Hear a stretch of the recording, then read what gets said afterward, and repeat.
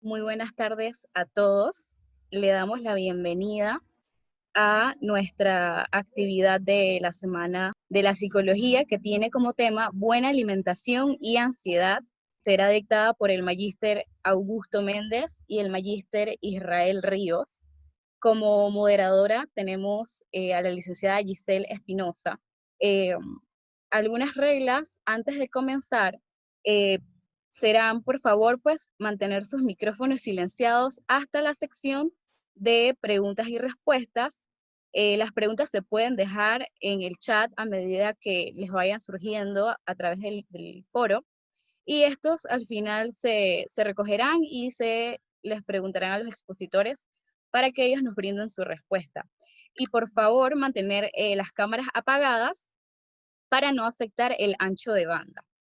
Nuestro magíster Israel Ríos Castillos es nutricionista egresado de la Universidad de Panamá, posee un grado de magíster en nutrición y alimentos por el Instituto de Nutrición y Tecnología de los Alimentos, INTA, de la Universidad de Chile, y un posgrado en docencia superior por la Universidad del Istmo de Panamá. Actualmente es doctorando del programa de doctorado en Ciencias de la Salud de la Universidad Especializada de las Américas, UDELAS, de Panamá. El magíster Augusto Méndez es licenciado en Psicología, egresado de la Universidad de Panamá, tiene una docencia superior en ULACID, maestría en Psicología Clínica con especialización en Psicoterapia Integrativa en UDELAS, y actualmente trabaja como docente, investigador y coordinador del Centro de Atención Psicológico de la Universidad Latina de Panamá. Nuestra moderadora, la licenciada Giselle Espinosa, obtuvo su licenciatura en Psicología en la Universidad Especializada de las Américas en 2014. Actualmente estudia una maestría en Psicología Clínica de la Universidad de Panamá y es consultora en la Clínica Psicológica de Desarrollo Humano Dr. Horacio Harris de la Universidad de Panamá. Sin más que decir y esperando que disfruten nuestra conferencia, le doy la palabra a la licenciada Giselle Espinosa. Buenas tardes. ¿Me escuchan? ¿Sí? Ok. Sí, se Muy escucha. buenas tardes a todos, autoridades presentes de la Facultad de Psicología, profesores, estudiantes, compañeros administrativos, miembros de la EPSI. Felicidades por toda la organización que han tenido durante toda la semana de celebración de la psicología. Esta es una de las últimas presentaciones que tenemos en agenda, pero no podíamos dejar de tomarnos un espacio para hablar de este tema tan importante en el que tenemos contacto todos los días obligatoriamente, varias veces al día, y es nuestra principal fuente de energía, como lo son los alimentos. Y cómo ha englobado psicológicamente durante toda la cuarentena a los mismos. Para ello tenemos estas invitadas especiales como al magister Ismael Ríos, bienvenido también, y el psicólogo Augusto Méndez, bienvenido. Para ustedes les recuerdo que tienen 20 minutos para sus exposiciones. No está de más que la audiencia también verifique que tengan los micrófonos en silencio, las cámaras apagadas. Y bien, para ir entonces entrando en materia de este fenómeno en el que todos estamos viviendo y que nos ha afectado, el cual ha sido totalmente dinámico, o bastante dinámico, dinámico por los cambios que ha tenido en sí el mismo virus y las repercusiones que nos ha dejado a todos en diferentes áreas de nuestras vidas, incluyendo la salud mental y también en la alimentación. Para ello le voy a dar entonces primero la palabra al nutricionista Ismael Ríos para que nos amplíe muchísimo más sobre esto.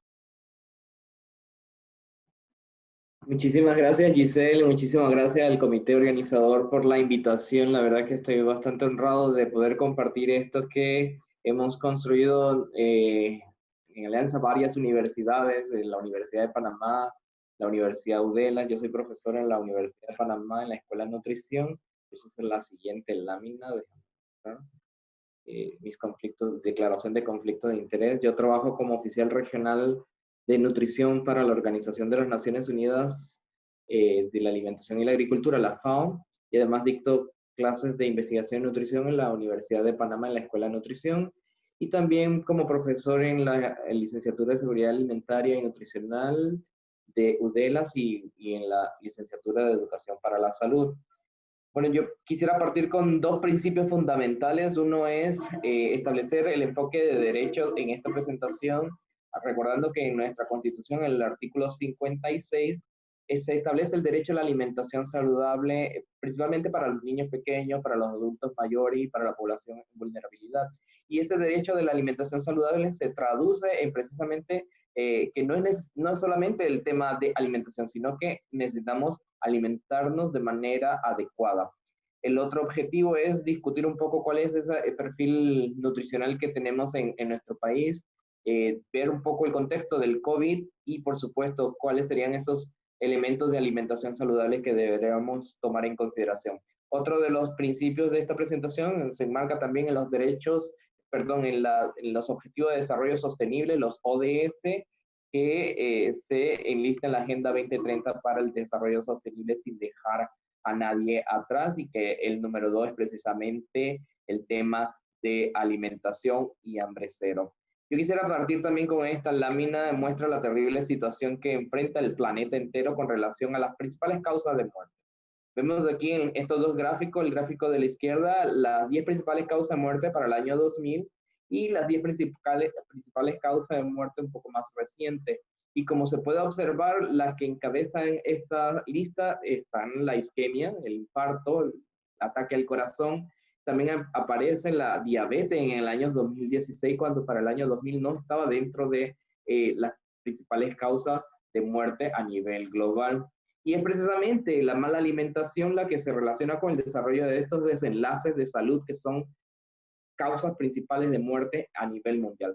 Pero veamos un poco la estadística de Panamá. Las principales causas de muerte para Panamá desde el año 2012 y al 2017 están encabezadas por los cánceres, por los problemas cardiovasculares, la isquemia, el infarto. También están la diabetes y la enfermedad hipertensiva.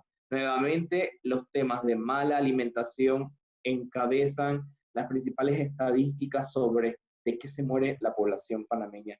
Y es un tema que muy poco se le presta atención, particularmente en las escuelas, en donde se debería enseñar sobre alimentación saludable, y también en nuestras universidades. Por otro lado, el planeta entero ha experimentado un retroceso en el indicador hambre. Este es la prevalencia de subalimentación. Es un indicador que desde la FAO se produce para evaluar el avance en materia de erradicación del hambre. Y en los últimos 3 periodos de medición ha ocurrido un retroceso, aumentando a 812 millones de personas a nivel del planeta entero que están en condición de hambre. ¿Qué quiere decir esto? Que no logran acceder a suficiente alimento y por ende tampoco a suficientes alimentos saludables. Nuestra región no escapa a esa realidad. Pasamos de 38 millones en América Latina y el Caribe a 41.5 millones de latinoamericanos que no logran cubrir completamente sus demandas de nutrientes. Y vemos también el otro problema de malnutrición, la otra cara de la malnutrición, que ya no solo es las deficiencias nutricionales. En las deficiencias está el retardo de crecimiento o la desnutrición crónica, la emaciación en niños menores de 5 años, pero también está el sobrepeso y la obesidad, y esta está afectando un número importante de personas a nivel global. Pudiéramos decir que este era el escenario antes del COVID, y que probablemente post-COVID y durante esta pandemia pues se estén agudizando estos indicadores. América Latina en su contexto ha presentado un incremento marcado, sostenido durante los últimos periodos de medición de estos dos indicadores. Sobrepeso y obesidad en la población adulta, como se pueden observar en ambas gráficas, van en ascenso, y eso da cuenta de los cambios en los patrones de alimentación que pues conllevan una ingesta excesiva de alimentos no saludables, altos en grasas, altos en azúcares, altos en sal, y que pues son factores de riesgo para el desarrollo de las enfermedades crónicas no transmisibles que enlistan las principales estadísticas globales y nacionales de muerte. Y este fenómeno no solo está en la población adulta. En menores de 5 años, como se observa en esta gráfica, el sobrepeso ha estado marcadamente en incremento, y podemos observar cómo a nivel de la región, pues los países presentan una alta prevalencia o un aumento en casi todos los países de la prevalencia de exceso de peso en menores de 5 años. Panamá está en alrededor del 11% de exceso de peso en menores de 5 años y no deja de ser una preocupación. ¿Por qué? Porque en el otro segmento, una vez entran a la escuela, pues este problema se agudiza aún más, convirtiéndose de verdad en una bomba de tiempo que resultará en una sociedad con obesidad, con enfermedades crónicas no transmisibles y que por el contrario, muy por el contrario de las funciones del sistema educativo, incluyendo allí también nuestras universidades, de formar individuos socialmente integrales, pues estamos produciendo sujetos con obesidad. Vean, estas estadísticas son muy interesantes. La encuesta de niveles de vida de 2003, en una encuesta nacional representativa, hablaba de que en la escuela había un 20% sobrepeso. La última medición del monitoreo del estado nutricional realizado por el Ministerio de Salud en el 2017, vamos por 35,3%. En la gráfica que ven aquí al lado es una tesis de investigación de la Universidad de Panamá, de la Escuela de Nutrición, y nos fuimos a 6 centros educativos en áreas de mayor pobreza, porque queríamos mostrar que no solo el sobrepeso es un fenómeno de las grandes urbes. En estas 6 escuelas de la comarca Nove Buglé, de Cañazas en Veragua y de Tolé en Chiriquí, encontramos que el sobrepeso está en 35% en niños de primero y segundo grado y alcanza hasta el 40% en niños de quinto y sexto grado. Es realmente una preocupación el problema de sobrepeso y obesidad en menores de 5 años, en escolares, en adolescentes y por supuesto en población adulta, en donde el chance de obtener una enfermedad crónica no transmisible se hace aún más grande. Bien, entonces la alimentación forma parte de los estilos de vida saludable. ¿Y qué son los estilos de vida saludables? Pues son esas conductas que mejoran o potencian la salud como lo ha determinado la Organización Mundial de la Salud. Y ahí hay varios elementos que deben considerarse. Está el tema de actividad física, está el tema de la alimentación saludable, la hidratación adecuada y también la restricción o el bajo consumo o el no consumo de bebidas alcohólicas y tabaquismo. Entremos un poco sobre qué sería una dieta saludable. Pues no más que patrones dietéticos que promueven en todas las dimensiones de salud el bienestar de las personas. Tienen menor impacto sobre el daño medioambiental y allí, ojo, porque muchas de nuestras prácticas alimentarias adecuadas tienen un impacto negativo sobre la salud del medio ambiente. Todo ese exceso de plástico relacionado a la comida, exceso de lata, exceso de materiales que terminan en la basura y que terminan como contaminante medioambiental. Entonces, la alimentación saludable conlleva esos dos elementos. Beneficia la salud, pero también tiene un aspecto de sostenibilidad medioambiental. Quisiera, antes de continuar, pasar un pequeño video, espero se pueda escuchar. Me confirma si se escucha. Es bien corto.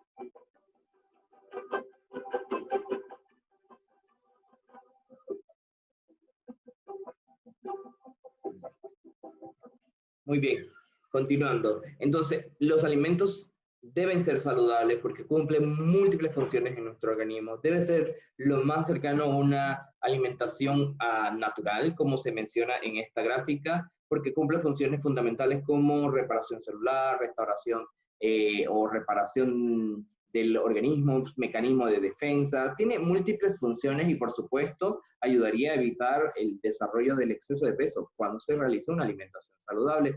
Y de esta manera también pudiéramos evitar la aparición de enfermedades como la diabetes, la hipertensión y los problemas cardiovasculares. Se estima que alrededor de 10 tipos de cánceres están relacionados con la obesidad, con la mala alimentación. Por lo tanto, llevar una alimentación saludable pudiera tener impacto en estos indicadores de salud. Y una dieta balanceada, pues aquella que incluye de todos los grupos de alimentos en una cantidad adecuada. Para ello se ha definido las guías alimentarias basadas en alimentos, que es un instrumento de información del Ministerio de Salud, que les invito a conocerla.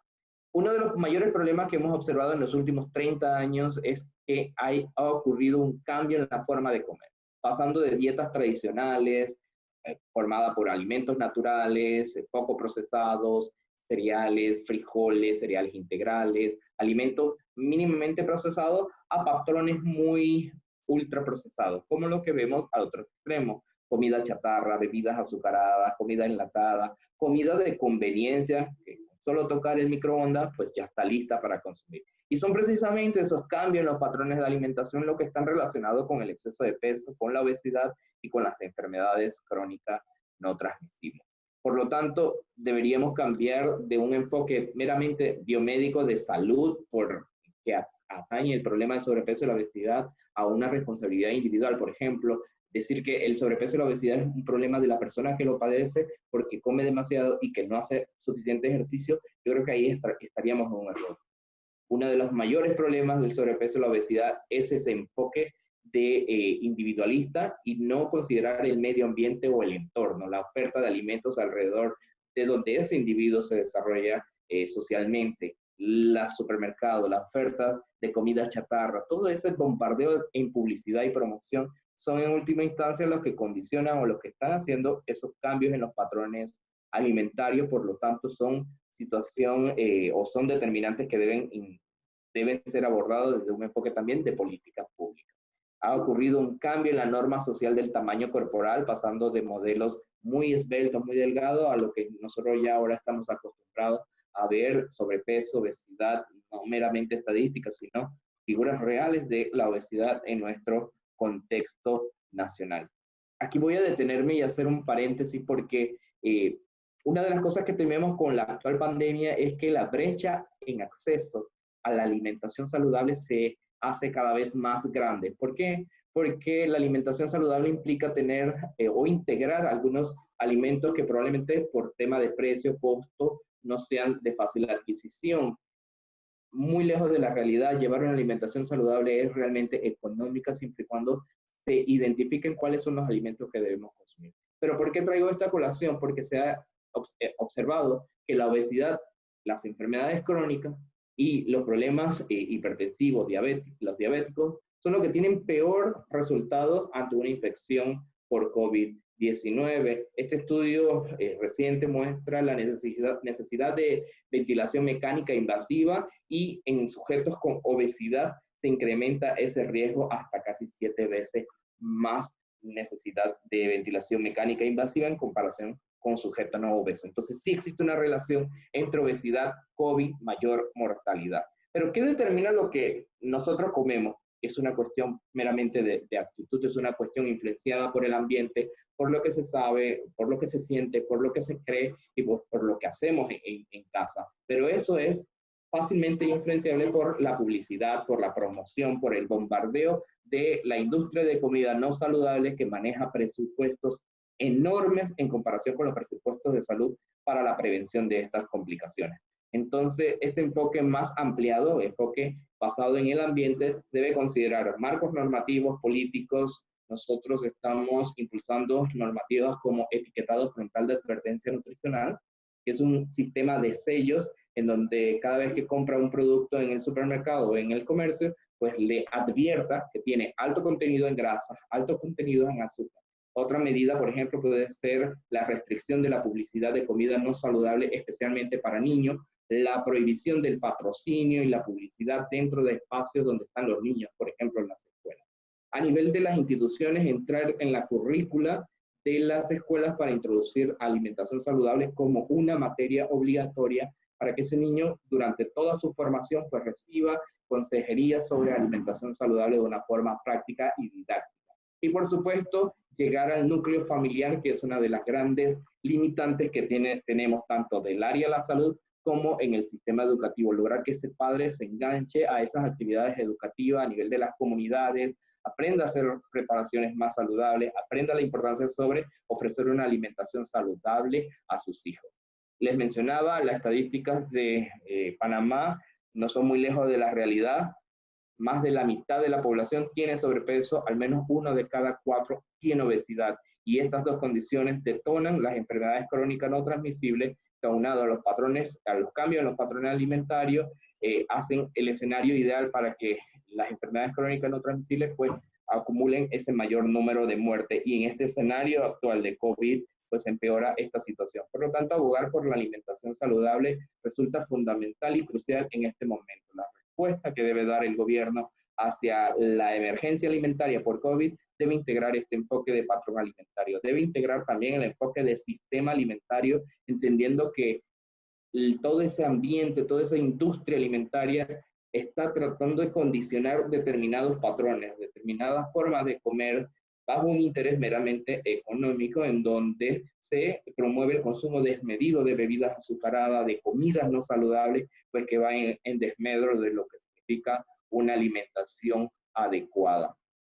Para ello no solo se requieren intervenciones a nivel de los individuos, a nivel de ir a enseñarle a una persona cómo alimentarse, sino también condicionar el ambiente, condicionar ese espacio físico que sea promotor de la alimentación saludable y por qué no también tener marcos normativos más rígidos, más firmes, como es el caso de la Ley de Alimentos de Chile, en donde se prohíbe la publicidad, se prohíbe, por ejemplo, estas cajitas felices famosas de restaurantes de comida rápida, se prohíbe, si no está acorde a una alimentación saludable, se prohíbe la entrega de un juguete o las cajas de cereales, que son básicamente harina y azúcar, no pueden incluir estos elementos de atracción como los dibujos animados porque no son alimentos saludables. Entonces debemos tener esa mirada un poco más integral para poder alcanzar el objetivo de prevenir y controlar la obesidad, la diabetes, las enfermedades crónicas no transmisibles. Aquí hay algunas recomendaciones ya para finalizar de cosas que se están haciendo, permitir el acceso a la alimentación saludable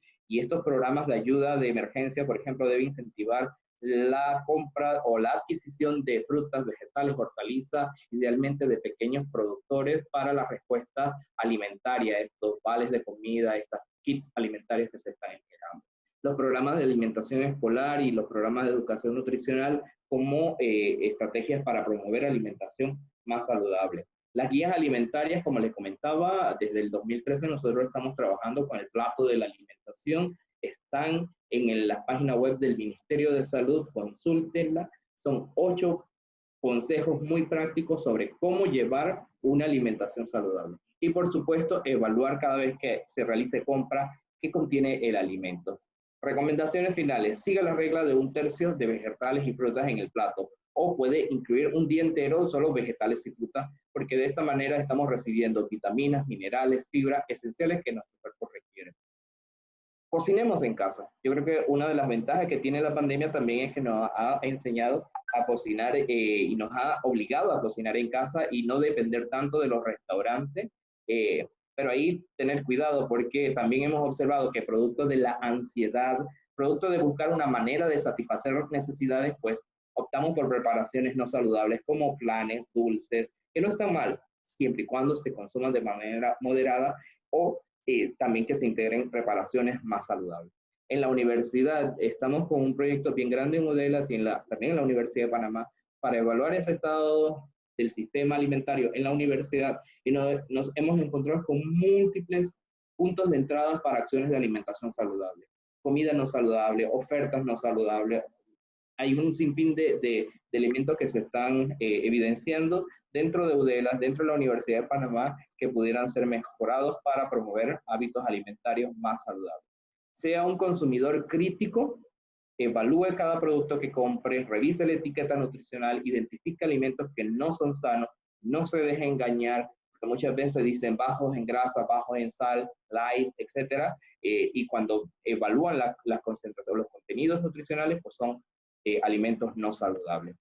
Y como conclusiones finales, bueno, ya para finalizar, la obesidad, el sobrepeso, las enfermedades crónicas no transmisibles, todo esto está conectado con el sistema alimentario, con la cadena de suministro de alimentos, la oferta elevada de alimentos no saludables en los supermercados, latas, empaques, azúcares y más azúcares que probablemente estamos llevando a nuestra casa y le estamos dando a nuestros hijos y que va a tener un impacto negativo en su salud. Y que necesitamos estos enfoques de política. A nivel de la universidad también son necesarias las reformas políticas para contar con un ambiente alimentario que favorezca a prácticas de alimentación saludable entre la comunidad universitaria. Bueno, muchísimas gracias. Creo que no me he pasado. Lo dejo hasta ahí. Gracias. Muchas gracias por la intervención. Nos has dado un pantallazo desde forma mundial, nos trajiste a Latinoamérica, nos llevaste a Panamá y aún más específicamente nos has dado un llamado de atención también con estas estadísticas de sobrepeso en niños menores de 5 años. Hay que prestarle también bastante atención a esto. El estilo de vida saludable que nos menciona, en el cual no solamente nos incluye a nosotros, también es ambiental, como lo mencionaste, pero me llama la atención que dices que la malnutrición no es un problema individual, sino que más bien social. Entonces, acá mencionaste sobre que es un problema de salud pública, están involucrados muchas otras instituciones a nivel nacional. Pero, ¿qué podemos hacer nosotros, el panameño, durante esta cuarentena para poder mejorar y tener una mejor alimentación? Que está en nuestras manos. Muchísimas gracias, excelente pregunta. Importante atreverse a cocinar, atreverse a preparar alimentos. Las recomendaciones tal vez más que estamos haciendo es consumir los productos nacionales, locales, idealmente de productores de pequeña y mediana escala, esos agricultores familiares que tienen un traspatio y producen alimentos, algunos para su consumo propio y otros para la venta, pues ayudar a ese pequeño productor e integrar preparaciones con frutas, vegetales, hortalizas, eliminar, si es posible, el exceso de azúcares en nuestra dieta. Bebidas azucaradas no hacen falta, no son alimentos, son químicos que realmente están ocasionando problemas de salud serios. Y nosotros se los damos a nuestros niños. Yo creo que son algunas de las recomendaciones que pudiera hacer para la conferencia. Ok, creo que me da tiempo para otra preguntita más, ahora que mencionas lo de los azúcares, y es que cuando las personas tenemos ansiedad, nos vamos más por eso, ¿no? Azúcar, buscar estos endulzantes libres de calorías, para sentirnos mejor, ya vamos a ir allá, con gusto. Pero existen realmente alimentos que nos pueden ayudar a disminuir, a contrarrestar esto. Claro, de hecho lo mencioné también, la pandemia como nos mantiene aquí en casa, la mayoría en teleworking, educación virtual, también nos da por satisfacer esas necesidades que antes hacíamos, íbamos al mall o acudíamos a un evento social y eso nos daba satisfacción. Ahora buscamos reemplazar esa satisfacción a través de otra forma y una forma fácil, al parecer, es la preparación de postres, dulces en casa. Entonces, ahí la recomendación es, ojo, está bien entrar en la cocina, hacer estas preparaciones, pero no abusemos, porque no se puede cocinar todos los días una torta de flan, una torta de cheesecake, día a día, acumulando ese exceso de calorías, pues no estaría nada saludable. Por el contrario, integrar vegetales, integrar frutas, ¿por qué no tener 1 o 2 días de la semana en donde solo se coma frutas y vegetales como algo más sano, algo más saludable? De esa forma no solo estamos recibiendo una mejor alimentación, sino también podemos contribuir a la economía de pequeños agricultores si compramos esas frutas en los mercados locales, en los mercados pequeños, ¿no? Esos mercados de periferia. Yo creo que toca prestarle atención a esos pequeños detalles. Está la digitalización del mercado, el e-commerce se ha incrementado bastante, pero ojo, la oferta alimentaria de estos mecanismos de compras digitales tampoco que sea lo mejor. Si todos los días, en lugar de cocinar, pedimos al teléfono pizza o comida chatarra, tampoco es saludable. Entonces, un equilibrio en lo que vamos a hacer e integrar alimentación más sana, frutas, vegetales, hortalizas, nueces, legumbres, innovar en la cocina y vincular a la familia, a los niños a educarse en la alimentación saludable. Y ese es el último punto. Debemos reconocer que estamos en un analfabetismo sobre lo que significa la alimentación saludable y nos toca educarnos y tener mejores prácticas por nuestro futuro, por nuestra vida y por la vida de nuestros hijos. Excelente, educarnos, reeducarnos en esto. Muchas gracias. Bien, ahora vamos a la segunda parte. Dentro de esta cuarentena hemos tenido también diferentes fases y estas fases no han sido lineales. Nos dicen que estamos en la primera fase, pasamos a la 2, estamos esperando a la 3, pero dentro de cada una de estas fases necesitamos respuestas y las respuestas no las tenemos totalmente a la mano. El no tener estas respuestas nos puede generar preocupaciones, o incertidumbre, que es el combustible de la ansiedad. Me dice Augusto que sí, vamos a ver qué nos dice Augusto sobre esto. Adelante. Así, buenas tardes, Giselle, muy buenas tardes a todos. Ante todo, pues muchas gracias por la invitación, de verdad muchas gracias por hacerme partícipe de esta conferencia. También saludos a las autoridades, profesores que también fueron profesores míos en la licenciatura. Muy buenas tardes y gusto en verlos nuevamente. El día de hoy vengo realmente como a explicar un poco, a hacer un poquito de psicoeducación acerca de un tema que nos aqueja todo el tiempo y es básicamente lo que vivimos el día a día a nivel de psicología clínica, a nivel de terapeutas, a nivel de salud mental dentro de Panamá, y es el tema de la ansiedad. Y no solamente en Panamá, sino también a nivel de todo el mundo. Y cuando hablamos de la ansiedad tendemos mucho como a verlo como un gran monstruo o como una forma en la cual pensamos que todo lo malo que podría significar lo que nos pudiera ocurrir en la vida es básicamente un tema de ansiedad. Pero el día de hoy quiero venir a explicar un poco acerca de exactamente de qué se trata esto y que realmente la ansiedad no es tan perversa como pensamos nosotros que podría llegar a ser. Primero tenemos que empezar a hablar, y qué bueno que sé que lo hayas mencionado, que el combustible de toda esta situación o lo que nos mantiene a nosotros con el problema es justamente la incertidumbre. Y tenemos que remontarnos un poquito hacia atrás, bueno, bastante atrás, estamos hablando un poquito ya acerca de a los inicios de la humanidad, donde el Homo sapiens comienza entonces a trabajar de forma más solidaria, comienza a formar civilizaciones, y esto le permite también ciertas ventajas evolutivas. ¿Qué quiere decir esto? Nosotros evolucionamos para poder tener una mejor comprensión de lo que está pasando y al final poder sobrevivir. Entonces nuestro cerebro es tan eficiente y tan inteligente que comenzó entonces a desarrollar estrategias para evitar que nosotros, por ejemplo, seamos asesinados o que nos coma un tigre mientras estamos buscando la comida, o que de repente pueda haber un peligro dentro de mi ambiente que pueda hacer entonces que me cause algún tipo de daño, o yo puedo estar pendiente mientras duermo en mi cueva y evitar de repente que venga un animal nocturno y se meta en mi casa y de repente ataque a toda mi familia. Entonces, yo necesito tener un sistema de alerta que me permita a mí entender qué es lo que está pasando y reaccionar.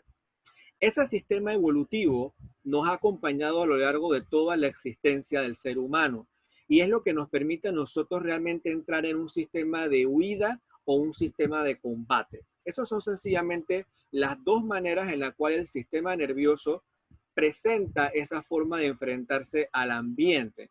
En el sistema de huida, sencillamente yo preparo todo el cuerpo para salir corriendo de donde yo estoy y evitar el peligro. Y en el sistema de combate yo me voy a enfrentar ante esa amenaza vital para poder entonces tener un buen resultado y en el mejor de los casos ser yo el vencedor y no ser yo el almorzado o el cenado en ese momento. ¿Qué pasa? Nuestro cerebro no ha cambiado mucho en los últimos 25.000 años. Nosotros realmente seguimos siendo prácticamente lo mismo a nivel de evolución de lo que éramos en ese momento en las cavernas. Obviamente hemos tenido un mayor crecimiento a nivel cerebral y ahora digamos que hemos perdido la barbarie con respecto a estar en nómadas, hemos estado ya más sedentarios, hemos crecido a nivel de ciencia, hemos tratado de ser personas mucho más civilizadas. Sin embargo, nuestro cerebro todavía guarda esos vestigios de poder tener esa alerta y enfrentarnos a lo que podría ser un peligro potencial. Entonces, cuando hablamos de la reacción normal que tiene el cuerpo para enfrentarse ante esas situaciones de peligro, es lo que nosotros conocemos como ansiedad. La ansiedad sencillamente es una reacción normal en la cual yo me voy a adaptar y yo voy a comenzar a tener algún tipo de reacción corporal para poder entonces experimentar un sistema de huida o un sistema de combate. Entonces, en este momento, el mecanismo que tiene el ser humano para poder enfrentar esta situación es poder entonces justamente adaptar su cuerpo ante esa posible amenaza. Ahora bien, hoy en día no tenemos tigres que nos van a comer, no estamos a merced de cualquier tipo de depredador que pueda haber en la parte exterior de nuestra casa, sino que ahora esos depredadores se han convertido en otro tipo de amenazas. Ya no voy a pensar si salgo y me van a comer o me van a matar. Ahora yo pienso en si yo salgo, va a venir entonces alguien y me va a cobrar o me va a quitar el carro porque no he pagado la cuenta. O yo no sé si de repente el día de mañana yo pueda tener una situación donde yo pierda mi casa. O yo no sé si de repente yo salgo de la casa y resulta ser que cuando regrese voy a quedar entonces con una enfermedad infecciosa como lo es el COVID-19. Para el cerebro eso no es una diferencia. Nuestro cerebro interpreta toda amenaza exactamente igual, sea un tigre o sea una deuda, sea un depredador o sea un COVID-19. Para el cerebro es exactamente igual. Y lo que funciona para que el sistema se active dentro de un sistema de defensa o de huida es la incertidumbre, es no saber qué va a pasar más allá, qué va a pasar más adelante. Entonces, cuando nosotros hablamos de un tipo de ansiedad patológica o hablamos un poco acerca bueno, si la ansiedad no es necesariamente mala, ¿por qué la gente tiene trastornos de ansiedad? Ok, vamos a explicar un poquito primero acerca de las características de la ansiedad y vamos entonces a entender cuándo llega a ser un trastorno. Cuando estamos hablando de las características de la ansiedad, es que esta ansiedad va a comenzar a tener implicaciones en 4 áreas distintas.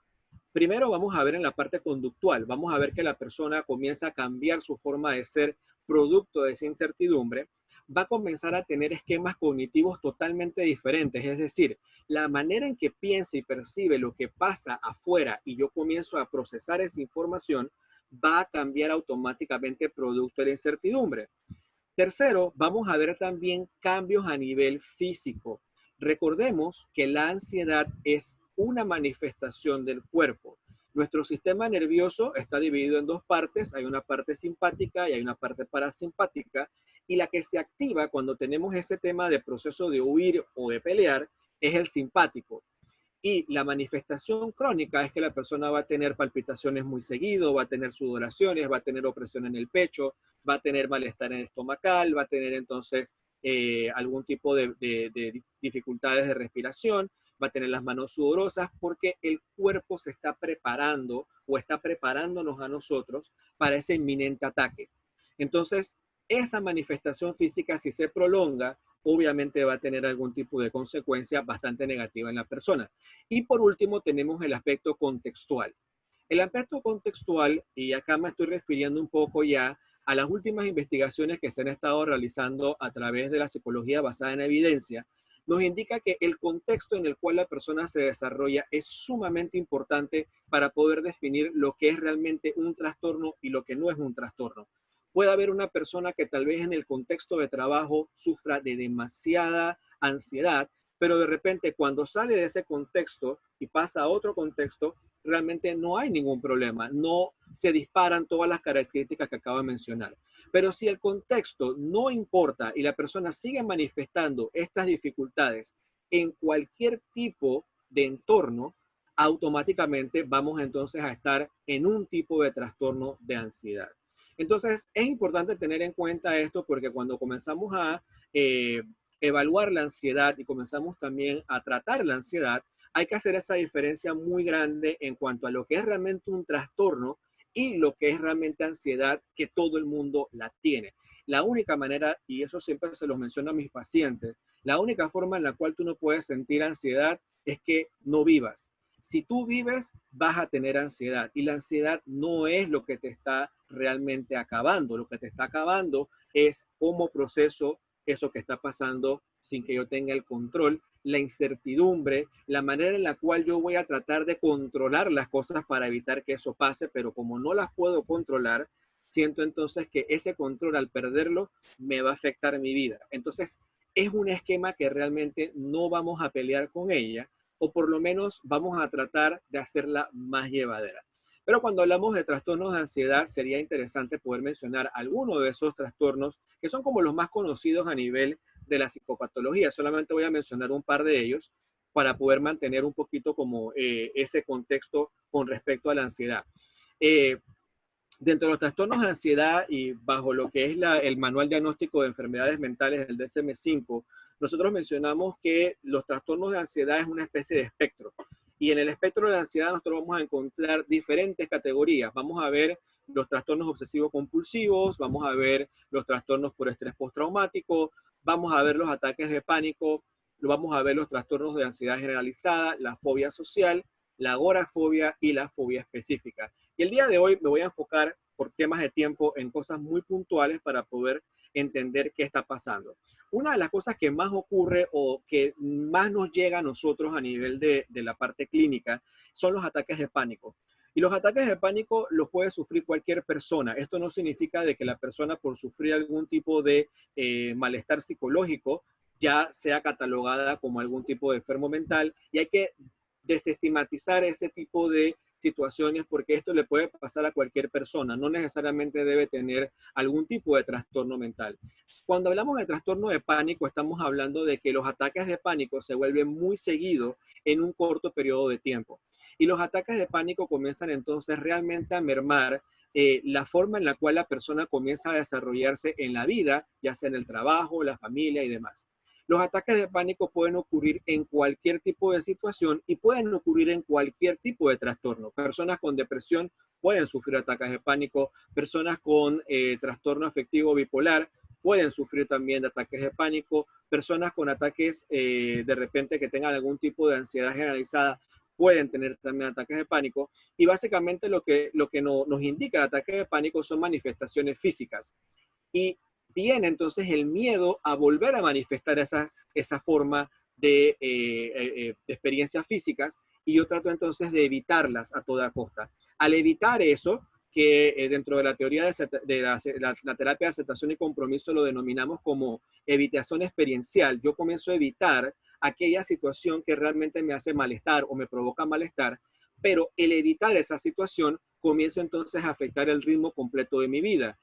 Para poder llegar a mi trabajo, por ejemplo, yo necesito tomar un metro, pero como me da el ataque de pánico en el metro, yo pienso que subirme al metro es lo que me va a provocar el pánico. Por lo tanto, no me voy a montar en la forma más rápida de llegar a mi trabajo, y como vivo muy lejos, entonces llego 1 hora y media todos los días tarde a mi trabajo, lo cual tiene consecuencias a nivel laboral.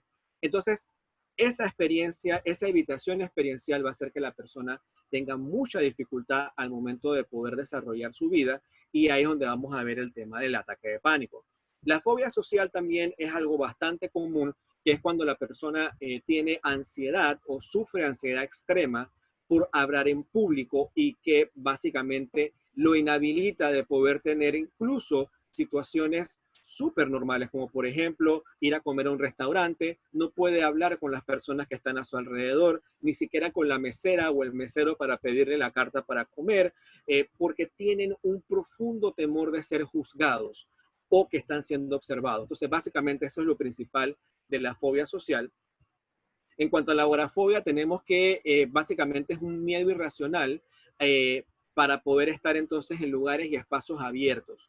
Usualmente la agorafobia se une muchísimo con el trastorno de pánico, y a veces están prácticamente indisolubles, o sea, son ahí mismito con la misma característica, y vamos a encontrar muchos pacientes con agorafobia que sufren ataques de pánico y viceversa. Entonces es una situación bastante común, y que esto se puede trabajar directamente con los pacientes, y la manera en la cual se puede trabajar de forma muy efectiva es a través de la exposición, utilizando básicamente técnicas conductuales.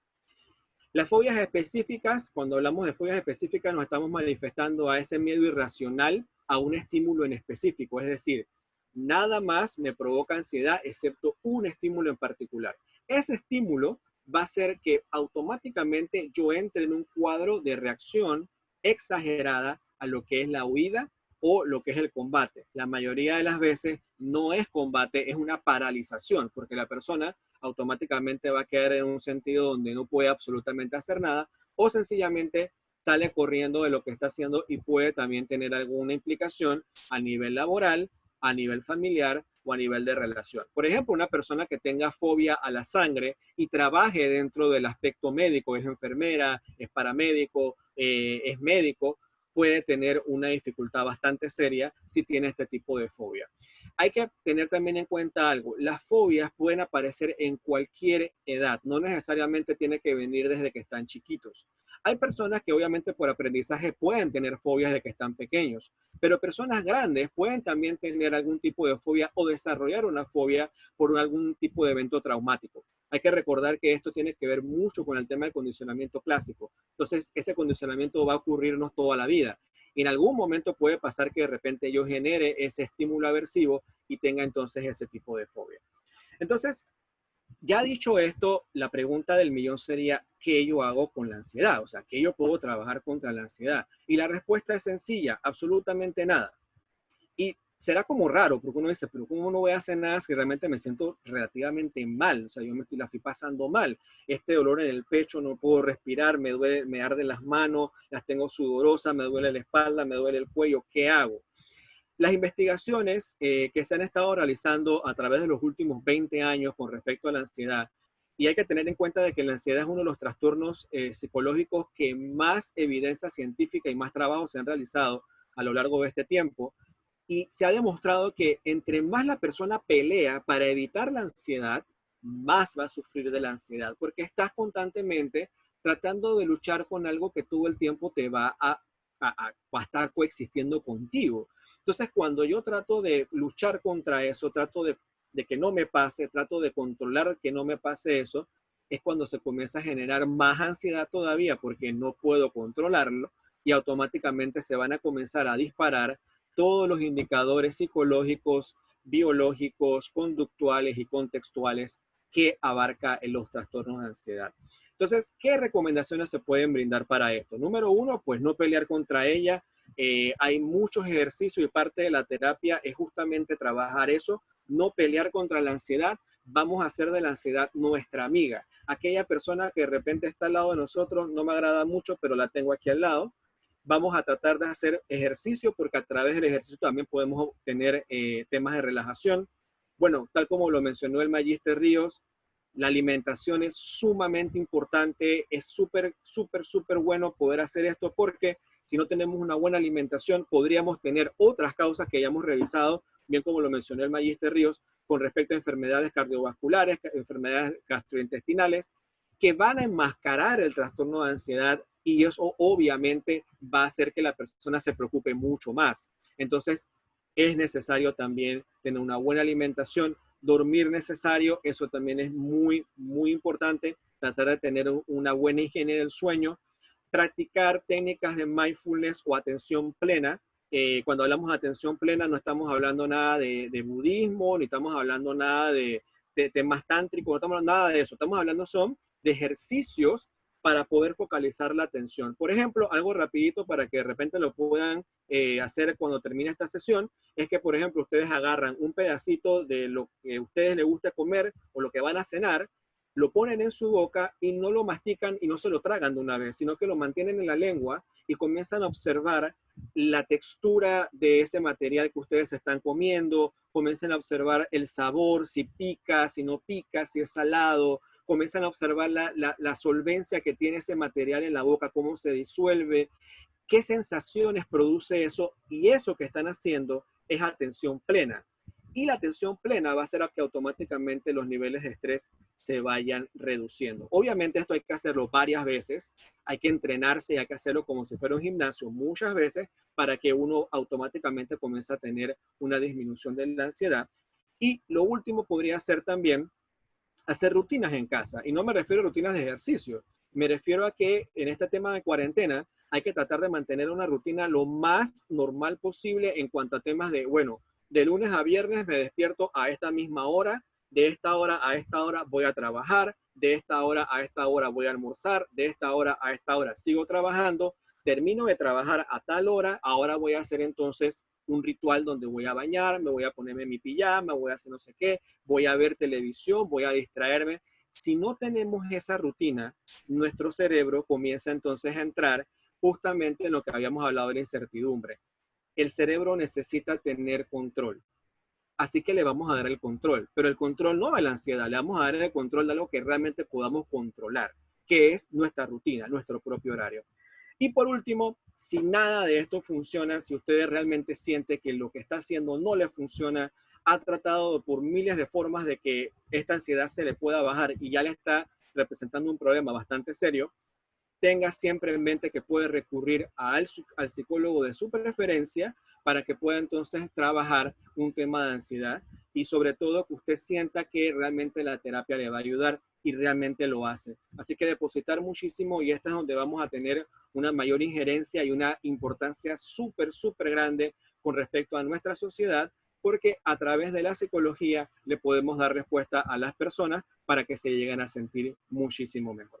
Así que con esto termina entonces mi intervención.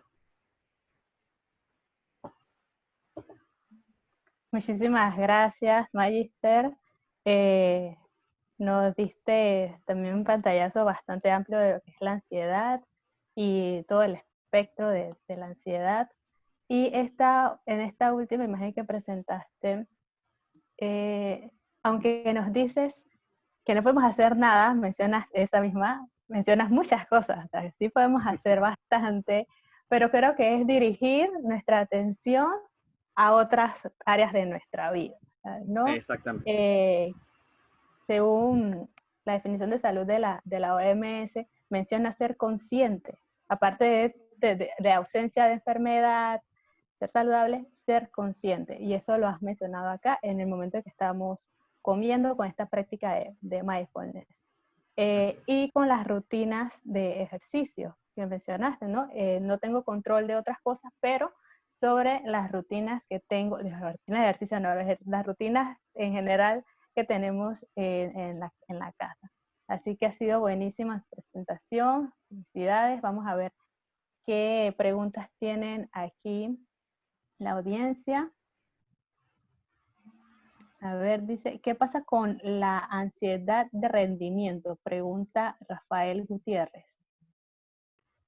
No sé. Bueno, sí, ¿qué tal? Ok, ¿qué tal, Rafael? Bueno, la ansiedad de rendimiento es básicamente la forma en la cual nuestro cuerpo se está preparando para poder rendir ante alguna prueba, algún examen o ante alguna evaluación, sea la que sea. Esa ansiedad es lo que nos prepara a nosotros para poder tener una mejor concentración, porque automáticamente nuestros sentidos se van a agudizar.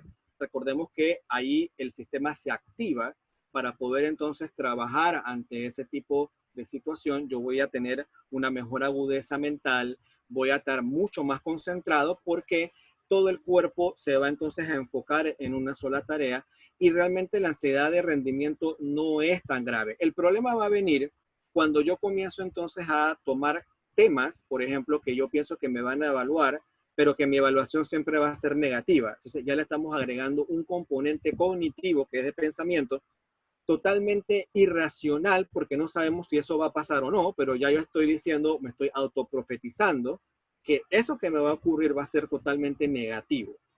Ese componente, ese solo componente cognitivo va a hacer que ya la ansiedad no sea una ansiedad donde yo voy a utilizarla para mi beneficio, sino que ya voy a comenzar entonces a tener problemas.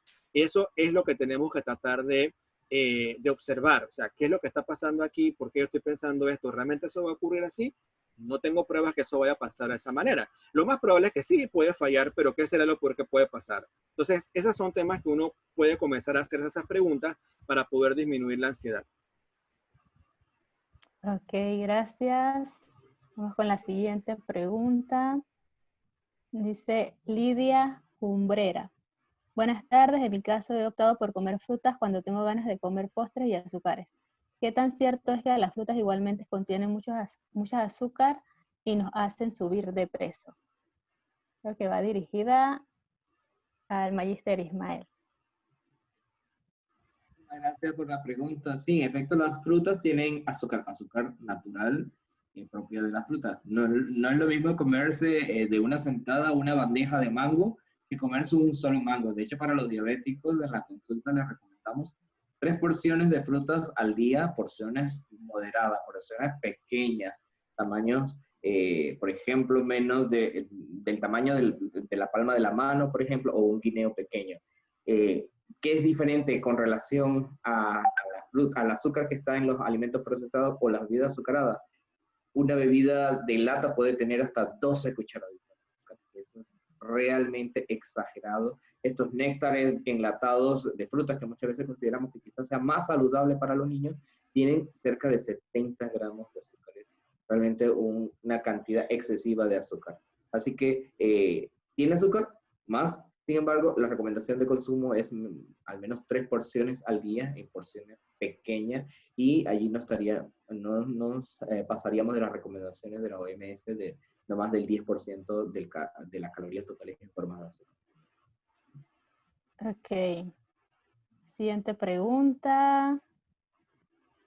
Diana pregunta, sabiendo que en medio de la pandemia muchas personas han demostrado altos niveles de ansiedad, inclinándonos por aquellas personas con trastornos alimenticios, por ejemplo, la bulimia, ¿qué recomendaciones serían las adecuadas en estos tiempos? Si pudiera contestar una parte. Yo creo que el tratamiento multidisciplinario es importante en estos desórdenes alimentarios. Por un lado, la o el nutricionista pueden hacer recomendaciones para la alimentación saludable, para controlar esos excesos en términos de comida o de alimentos. Sin embargo, el rol del psicólogo, el rol del psiquiatra y el equipo médico en general es fundamental. Estos desórdenes alimentarios, bulimia, anorexia, atracones, requieren un enfoque multidisciplinario para su manejo. Muchas empresas ahora en pandemia, y bueno, no sé si es el caso de las universidades, sería una iniciativa que pudieran ustedes muy bien acoger, están brindando asesoría psicológica para personas en pandemia. En mi empresa, por ejemplo, en la FAO, se cuenta con 2 personas de psicología para atender estos temas de ansiedad, estrés laboral, ¿por qué no también desórdenes alimentarios que pudiéramos presentar como funcionario y por el estrés de esta condición de teleworking o trabajo en casa. Sí, y en efecto, como bien menciona el Magíster Ríos, el tema del trabajo con pacientes que tengan trastornos alimenticios, sí es importante verlo de manera multidisciplinaria y es importante también de que aquí participe psicólogo, psiquiatra, nutricionista, médico general, porque tenemos que tener en cuenta de que ahora en este caso en particular, cuando es el tema de bulimia, hay toda una serie de complicaciones a nivel físico y a nivel psicológico. Entonces sí es importante de que si alguna situación de estas ocurre, automáticamente buscar ayuda. Actualmente, como mencionaba bien el licenciado, pues hay bastantes recursos, por lo menos en internet está lo que es la red de apoyo psicológico, que es una serie de voluntariado donde tienen psicólogos para poder atender a nivel online y es a través de voluntariado, o sea que no hay que pagar absolutamente nada, solamente que hay que escribirles para poder llenar un formulario y que puedan entonces tener el cupo y poder recibir entonces atención. Tenemos también las líneas telefónicas, están las líneas de los centros de salud, del Seguro Social, del Santo Tomás, del Instituto Nacional de Salud Mental. Entonces hay formas de poder entonces buscar este tipo de ayuda y no esperar tanto tiempo porque obviamente es una situación que sí necesita ser atendida lo más pronto posible. Gracias. Siguiente pregunta por Alanis González. Hay personas que por la ansiedad del confinamiento, cuando iniciaron los delivery, también comenzaron a consumir esas comidas rápidas o bebidas alcohólicas o la soda. ¿Qué piensan sobre el nuevo consumo?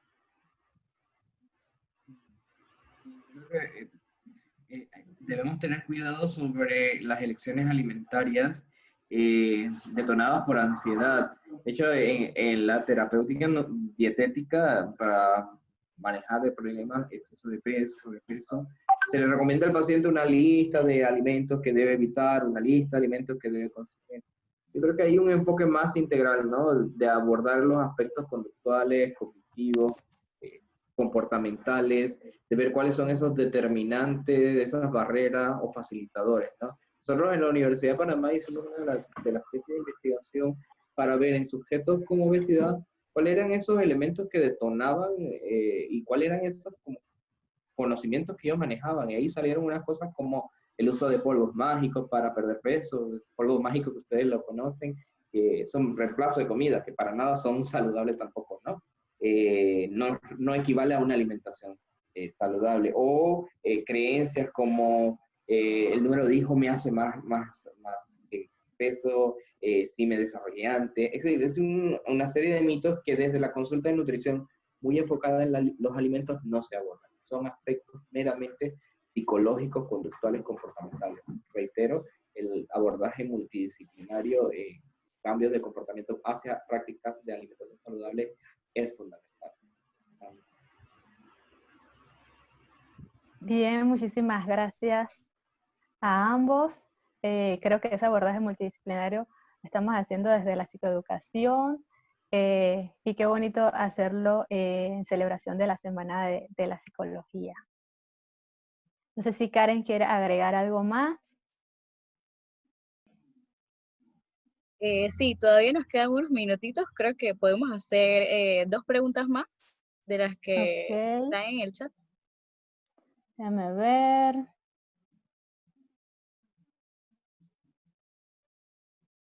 Bueno, vamos a ver las últimas. Sugerencia de alimentos para las 3 comidas y evitar los snacks o meriendas.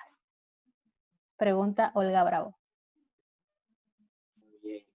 Les reitero, las guías alimentarias basadas en alimentos son 8 mensajes claves sobre cómo llevar una alimentación saludable. ¿Qué mensajes están allí? 1, llevar una dieta balanceada y variada, incluir de los grupos de alimentos. De hecho, hay un plato de la alimentación saludable en donde la mitad al menos debiese ser frutas, vegetales, hortalizas, ¿ya? Una parte debe ser legumbres, lentejas, frijoles, menestras, preparadas también de forma saludable.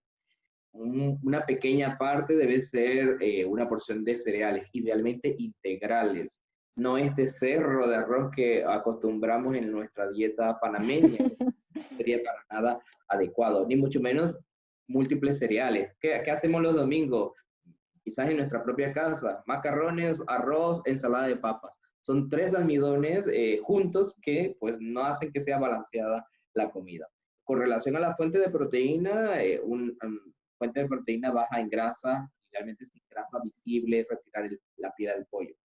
Importante también la forma de prepararlo. Nosotros los panameños tendemos a echarles muchos sazonadores salados, eso es sal pura, sodio, que pudiera tener unas consecuencias graves si tenemos hipertensión y o puede favorecer el desarrollo de esta. Todo lo que son cubitos, salsa china, caldos, todos esos condimentos artificiales, por favor eliminémoslo y en su lugar utilicemos condimentos naturales, jengibre, clavitos de olor, oréganos, todo lo que sea natural. Y por supuesto hidratarse y mantener actividad física todos los días, al menos 30 minutos de actividad física, que no se olvide que es parte de la fórmula para mantener peso adecuado. Sí, creo que ahí está la clave, reaprender. Reaprender a la cocción de los alimentos, a la distribución de los nutrientes. Vamos con la siguiente pregunta para el licenciado Israel. ¿Qué opina sobre la famosa dieta keto? Con alto contenido en grasas y proteínas y pocos carbohidratos. ¿Es buena o es mala? Se aleja de lo que sería una alimentación saludable, se aleja de lo que sería estilos de vida sanos. ¿Qué pasa? En el corto plazo funcionan, restringir otros grupos de alimentos, bombardear el organismo con grasas saturadas, proteínas, pues se reemplazan las fuentes de combustible que nuestro cuerpo requiere y empieza a quemar grasa corporal. Pero ¿es sostenible en el tiempo? ¿Se puede llevar como una forma de vida? Creo que no. Acá lo importante es reeducarnos, como lo acabas de mencionar, sobre cómo llevar alimentación saludable, no plantearnos un desafío de dieta, porque las dietas tienen eso, son limitadas en tiempo, solo con un objetivo, tienden a bajar las personas, pero también un alto porcentaje de las personas que hacen dietas y que tienen éxito vuelven para atrás y eso se conoce como el efecto rebote. Luego que retoma como quien dice su vida normal, vuelve a ganar peso y para nada estamos haciendo un cambio de conducta, cambio de forma de alimentarnos de manera más sana. Bien. ¿Alguien levantó la mano? ¿Si me ayudas, Karen? Sí, ya ¿Queda creo que tiempo? sí, se me fue el nombre, pero creo que era, Daniel Ovaldía. voy a habilitarle los micrófonos para que puedan hacer su pregunta. Listo, ya están habilitados. ¿En qué porcentaje es conveniente? Buenos días ante todo, buenas tardes ante todo.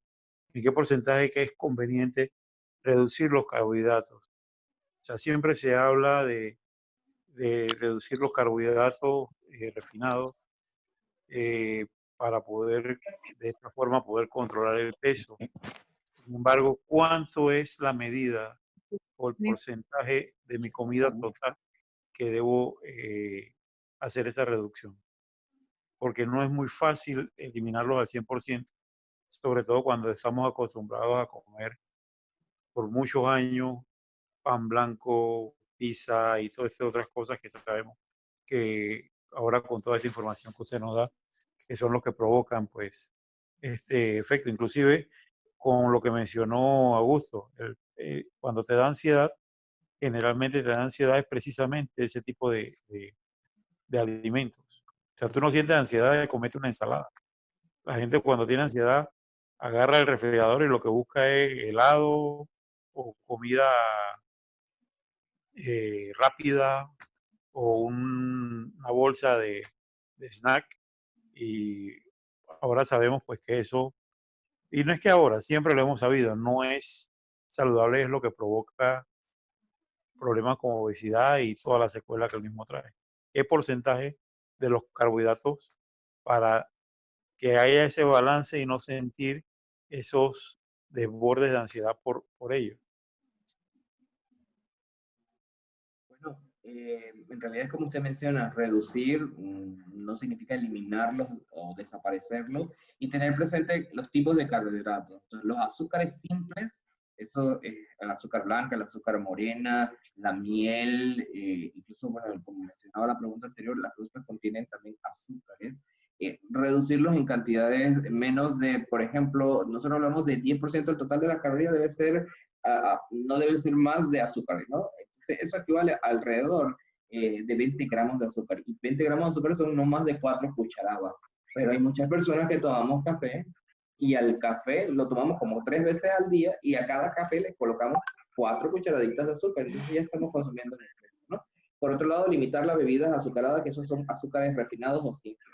Los almidones o los carbohidratos refinados también incluyen la harina blanca, el pan blanco, el arroz, la masa de pancake. Las porciones deben ser adecuadas. Por ejemplo, cuando hablamos de pan molde de rebanada, preferir pan molde integral, idealmente que sea una receta no tan procesada como la que encontramos en los mercados, ¿no? Y 2 rebanadas suficientes, una porción. Eso se puede reemplazar por otros tipos de carbohidratos más integrales que tenemos plátano cocido, tenemos ñames, tenemos otoe, una taza, no más de eso sería una porción. Y con relación al arroz, 2 cucharones de arroz es una porción adecuada.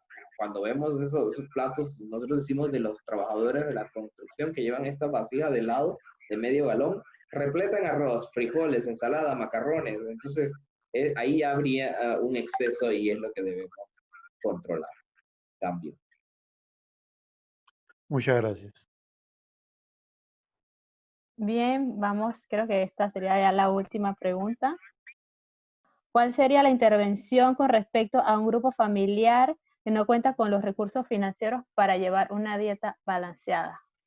Sí, de hecho, lo compartí en la presentación. Llevar una dieta saludable no implicaría tener, digamos, mucho dinero. Nosotros podríamos hacer una alimentación saludable en casa con pocos recursos, incluir legumbres, ahí estamos hablando de menestra, lentejas, frijoles, porotos, eh, cortes de aves o reemplazos de proteínas como pollo o pescado, idealmente preparaciones que no incluyan tanto aceite. De nuevo, nuestras prácticas culturales de consumo de aceite son muy altas, desayunamos fritos, almorzamos fritos, cenamos y merendamos cosas fritas, entonces ahí bajar.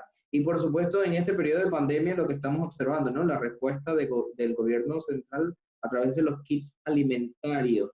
¿Qué es lo que estamos haciendo desde la FAO? Estamos promoviendo que dentro de esa respuesta de alimentos se incluyan frutas, hortalizas o se entreguen como vouchers o cupones canjeables por estos alimentos en mercados periféricos de la agricultura familiar, ¿no? Yo creo que hay varias opciones. Mencionar eso también, los huertos en casa pudiera también ayudar a enriquecer un poco el plato de comida, y no necesitamos grandes extensiones de tierra para tener cilantro, tener cebollín en casa, algunos ingredientes que son económicos, fáciles de producir y además agregan sabor y salud a nuestras preparaciones. Sí, es otra práctica que también podemos aprender en este tiempo, el huerto en casa. Y dirigir entonces también nuestra atención a eso. Si no tenemos más preguntas, creo que podemos dar por finalizado. Karen. Sí, así es. Bueno, acabamos con el periodo de preguntas y respuestas. Le agradecemos a todos por su participación, estuvo muy activa, hubo bastante preguntas. Aquí en pantalla están pues las redes sociales en donde pueden seguir a los expositores y a la Asociación de Estudiantes de Psicología. Le damos muchísimas gracias al Magíster Augusto, al Magíster Israel y a la licenciada Giselle por su participación y su contribución con la asociación. Los invitamos a todos a participar de nuestro último foro el día de mañana. Será un cierre de broche de oro. Que tengan buenas noches. Muchísimas gracias. Buenas noches. Muchas gracias, buenas noches.